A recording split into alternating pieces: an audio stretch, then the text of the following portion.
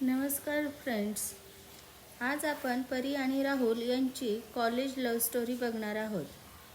तर कथेची सुरुवात होते परी म्हणजेच आपल्या कथेच्या नायिकेपासून. एक छोटीशी नाजूक अशी मुलगी आपल्या लव्ह स्टोरीची नायिका म्हणजेच परी. परी खूपच साधी आणि साधारण म्हणजेच मध्यमवर्गीय कुटुंबातील मुलगी. आई बाबा आजी आणि एक लहान भाऊ अशा छोट्याशा घरात वाढलेली मुलगी. परी दिसायला तिच्या नावाप्रमाणेच अगदी सुंदर परीसारखीच होती. परीने आता 10वी पास करून 11वी कॉलेजला ॲडमिशन घेण्याचे ठरवले. त्याचप्रमाणे तिच्या बाबांनी तिचे शहरातील चांगल्या मोठ्या कॉलेजला तिचं ॲडमिशनही घेऊन दिलं. आता कॉलेजचा पहिला दिवस उजाडला आणि परीच्या आईचा आवाज आला. अगं परी उठ, सकाळचे 6 वाजलेत, तुला कॉलेजला जायचं नाही का?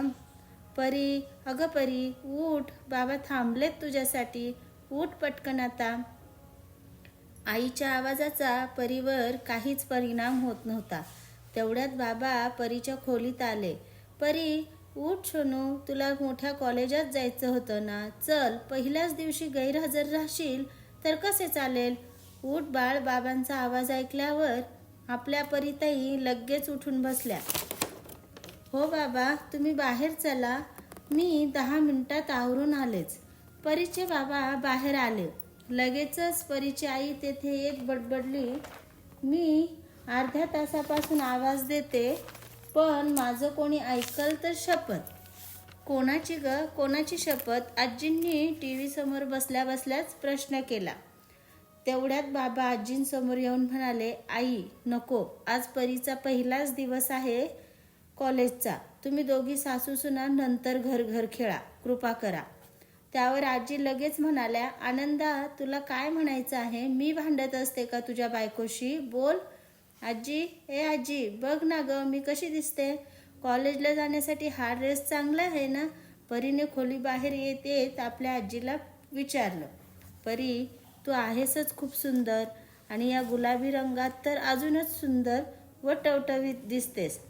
ताई, तू खरंच खूप छान दिसतेस. आज छोटा उदय आपल्या ताईला बोलला. थँक्यू उदय. अरे हे सगळं ठीक आहे, पण नाश्ता करा आणि पटकन निघा. पहिल्याच दिवशी उशीर व्हायला नको. आणि परी खरंच खूप गोड दिसतेस हो आज. परी बाबा कॉलेजला जायला निघणार तेवढ्यात उदय छान तयारी करून बाहेर आला आणि म्हणाला, बाबा मी पण तुमच्यासोबत येणार आहे ताईचं कॉलेज बघायला. बरं बाबा, तू पण चल पटकन. चला, वेळ होतोय, बाबा म्हणाले. हे शहरातील नामांकित महाविद्यालयांपैकी एक असल्याने इथे बरेचसे श्रीमंत मुलं-मुली शिकत होते. परी मध्यमवर्गीय होती, पण हुशार असल्याने तिला स्कॉलरशिप मिळाली आणि तिचं ॲडमिशन या कॉलेजमध्ये झालं. परी आणि तिचे बाबा महाविद्यालयाचे निरीक्षण करत होते, तर आपला छोटा उदय तिथे येणाऱ्या मोठमोठ्या गाड्यांचे.